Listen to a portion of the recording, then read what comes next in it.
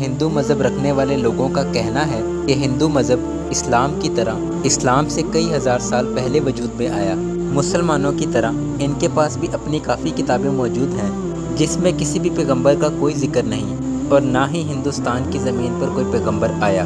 مسلمانوں کے نبی حضرت محمد صلی اللہ علیہ وسلم کو اللہ تعالیٰ نے آخری پیغمبر بنا کر بھیجا اور پوری امت کے لیے ایک رہنما بنا کر بھیجا۔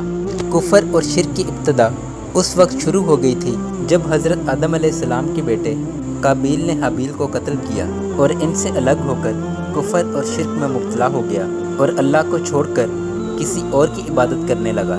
اس کے علاوہ حضرت ابراہیم علیہ السلام کی قوم بھی بت پرست تھی، حتیٰ کہ حضرت ابراہیم علیہ السلام نے ان کے بت توڑ دیے، لیکن پھر بھی وہ بت پرستی سے باز نہ آئے اور حضرت موسیٰ علیہ السلام کے زمانے میں بھی لوگ بتوں کی پوجا کرتے تھے۔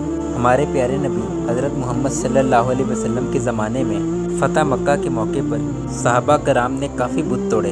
اس دنیا میں بت پرستی اور شرک حضرت آدم علیہ السلام کے بیٹے سے ہی شروع ہو گئی تھی۔